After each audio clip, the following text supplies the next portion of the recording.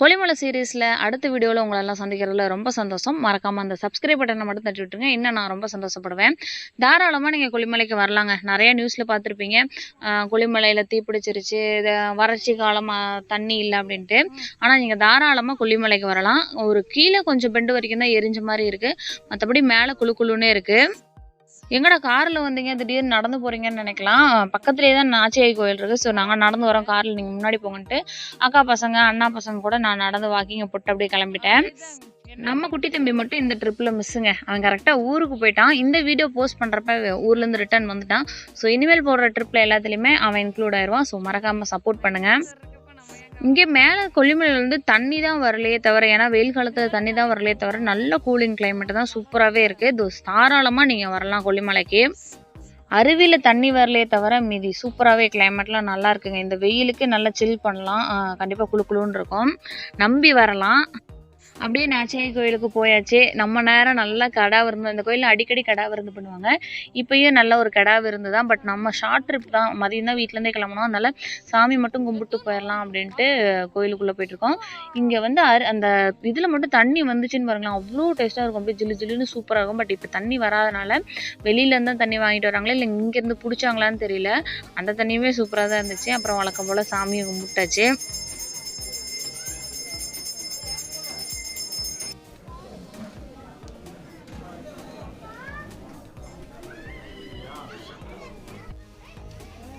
இந்த கீழே அந்த இது மாதிரி போகுது பார்த்தீங்களா, அதில் தான் எப்பயுமே தண்ணி வரும். சூப்பராக இருக்கும். அப்படியே டேஸ்ட்டாகவும் இருக்கும், அதே டைம் நல்ல கூலிங்காக இருக்கும்.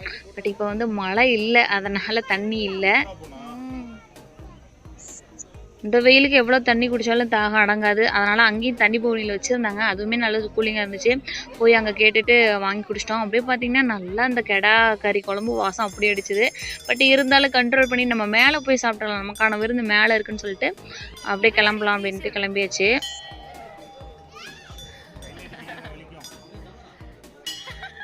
இந்த மணி அடிக்கிறத மட்டும் அக்கா பையனுக்கு ஒரே குசி, அதனால் செம்மையாக அடிச்சுட்டு இருந்தான். நல்லாவே கிளைமேட்டுங்க, வெயில்னாலும் நல்லா ஜிலு ஜிலுன்னு தான் இருந்துச்சு.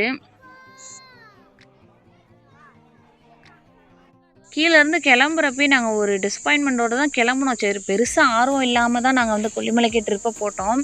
ஏன்னா நம்ம கீழே அடிவாரத்துலேருந்து நல்லா நம்ம நெருப்பெரிஞ்சதை கண் கூட பார்த்தோங்க.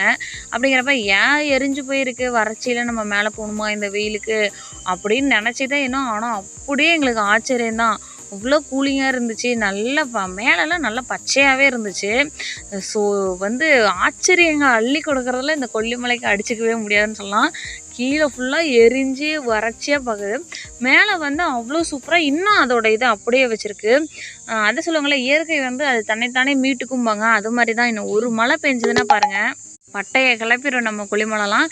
இப்பயும் கூட்டம் வருது, அதாவது மற்ற இயர்ஸில் வர அளவுக்கு கூட்டம் இல்லை, நார்மலான கூட்டம் தான் வருது. நீங்களே பாருங்கள், தாராளமாக நம்பி கொல்லிமலைக்கு வாங்க, நல்லா இருக்குது இந்த வெயிலுக்கு. இப்போ நம்ம அடுத்த பிளான் பார்த்திங்கன்னா நேராக அரப்புளீஸ்வரர் கோயில் தாங்க, வேறு எங்கேயும் இல்லை. ஏன்னா டைம் இல்லை. ஸோ ஊர்லேருந்து அத்தை மாமா வந்திருக்காங்க, அவங்களுக்காக தான் மெயினாக இந்த ட்ரிப்பே போட்டுச்சு. ஸோ நேராக அரப்புளீஸ்வரர் கோயிலுக்கு போகலான்ட்டு அங்கே விட்டாச்சு வண்டியை. அங்கே போயிட்டு சாப்பிட்டு அதுக்கப்புறம் நம்ம வந்து டைம் இருந்தால் வேறு எங்கேயாச்சும் போடலாம். இன்னும் எட்டுக்காயம்மன் கோயில் இருக்குது, அங்கெல்லாம் போகலான்ட்டு. ஏன்னா ஃபால்ஸ்லலாம் எங்கேயுமே தண்ணி வரல. அப்படிங்கிறப்ப நமக்கு இந்த கோயில் அதை விட்டு இந்த சும்மா அங்கங்கே போகலாம், நம்ம க்ரீனரியை பார்க்கலாம், அவ்வளோதான். ஸோ அதனாலேயே நாங்கள் நேராக கோயிலுக்கு வண்டி விட்டாச்சு. அதுக்கப்புறம் கோயில் வீடியோஸ், சாப்பிட்ற வீடியோஸ் அதெல்லாம் ரிட்டர்ன் அடுத்தடுத்த வீடியோஸில் வரும். மறக்காமல் அதுக்கும் ஃபுல்லாக பார்த்து உங்கள் சப்போர்ட்டை என்னைக்கும் தாங்க. இது வரைக்கும் வீடியோ பார்த்த எல்லாருக்கும் ரொம்ப நன்றி.